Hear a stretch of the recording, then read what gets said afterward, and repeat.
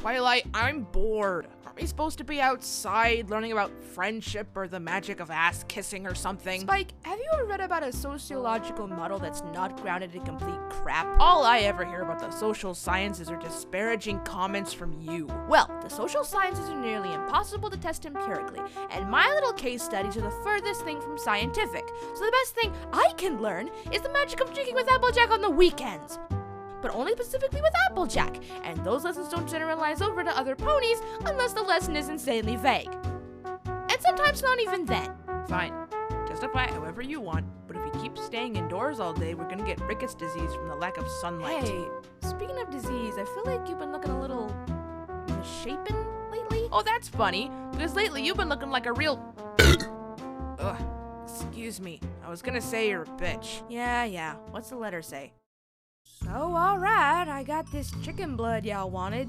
Mrs. Cluckerbottom was on her way to doggy kibble, but Granny says she wants you to pay her back for the other 3 we had to butcher. Pay her back? I've been ordered to save the town from a dragon. That includes Sweet Apple Acres. She ought to be paying me. I know that, but that ain't how she figures. She thinks since y'all live here, you probably save the town one way or the other just to cover your own butt. And since y'all are living off the stock payment from the government, she don't give a hoot. Y'all ask for chicken blood, so y'all gotta pay for chicken blood. Yeah? Well, next time the town is in danger, I'll come up with a plan to save everything but the farm. I hate to break this to you, Sugar, but Granny has no fear of death, and she already views y'all as a product of irresponsible, drunk political nepotism. If y'all destroy the farm in purposeful ignorance, she'll only feel vindicated. Well, I could donate to a pride parade or something. Well, she's pretty traditional, so that might get her goat, along with a few other folks I know. Seriously though, do not battle Granny. You may win in the end, but she will always make it a Pyrrhic victory. I found the other guys! Okay, great. That means we've got the elements of noisy, stupid, prissy, whatever I represent, and Applejack. That ought to be all we need to get rid of this dragon. What do you need the element of Applejack for? Darling, you're missing an element. No, we're not. This is everybody. Element of kindness, Sugar Cube? Is that you? Are you leaving? Don't walk out on this! No! The element of kindness, dear. You know, yellow gal, pink hair, mumbles a lot and stares at her hooves. Dad? Does she look yellow? Are you colorblind? No. She just has a lot of colors and sometimes she goes by really fast, so I took a guess. She is as blue as a berry and she's right over there! Guess again! It's fine, AJ. Just, okay guys, look, here's what's going on. There's a dragon in that cave and it's gonna go to sleep for 1,000 years. The soot from its breath is gonna cause environmental damages and possibly hurt crops, which has Filthy Rich upset, so we're being used to deal with it. Aw, cool. Are we gonna venture to the top of the mountain and then negotiate with the dragon? Yeah. Then we're gonna eat a bottle of painkillers and throw ourselves off a cliff. Why the hell would we do that? Twilight, can we please cut through your usual sarcasm? Why the hell would we try to negotiate with a fire-breathing dragon? If we had anything to offer it, it would just set us on fire and take whatever that thing was. Twilight, I have 3 orders to fill this month, and I don't have time to go mountain climbing. Good. We're on the same page then, because I don't have time for that either. So here's what we're gonna do.